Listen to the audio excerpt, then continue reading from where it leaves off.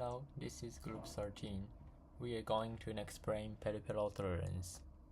First, let me explain what tolerance means in immunology.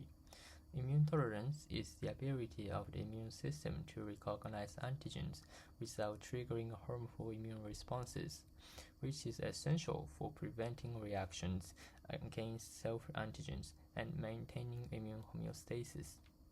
Although many self-reactive lymphocytes are eliminated during development in the thymus and bone marrow, this process is incomplete.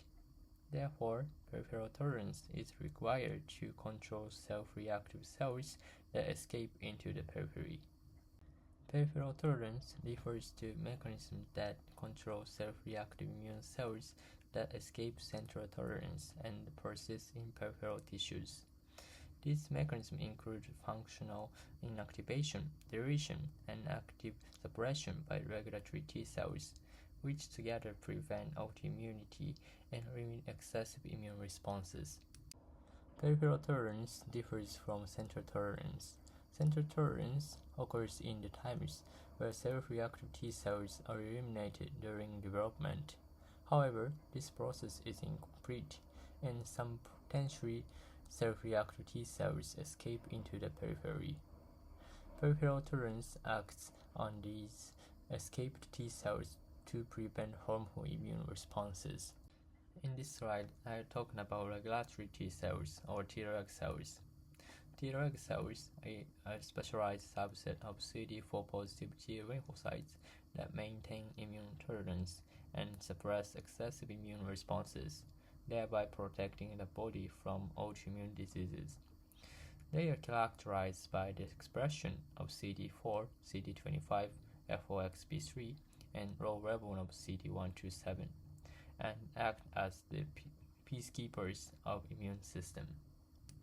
First, Treg-mediated suppression. Treg cells directly suppress effector T cells and other immune cells by secreting anti-inflammatory cytokines such as IL-10, TGF-beta, and IL-35, inhibiting antigen-presenting cells through CTLA-4-dependent cell-to-cell contact, and limiting effector T cells proliferation by consuming IL-2. Together, these mechanisms reduce immune activation and prevent tissue damage. Second, Treg cells induce clonal energy in non-reactive T cells. Although these cells recognize self-antigens, Treg-mediated inhibitory signals prevent full activation, causing them to enter an anergic state in which they survive, but cannot proliferate or exert strong effector functions. This mechanism is essential for maintaining peripheral tolerance and preventing autoimmune diseases. In peripheral tolerance, exhaustion refers to a state in which immune cells undergo chronic stimulation and progressively lose their responsiveness. Although exhausted cells remain alive, their proliferation and effector functions are markedly reduced, helping to limit excessive immune responses. In short, energy results from incomplete stimulation, whereas exhaustion results from persistent stimulation. Next, we are introducing some examples of diseases caused by this mechanism: type 1 diabetes and IPEX syndrome. Type 1 diabetes is caused by autoreactive T cells which attack beta cells in the pancreatic islets, where insulin is released. Insulin lacks because of this attack, resulting in high blood glucose level.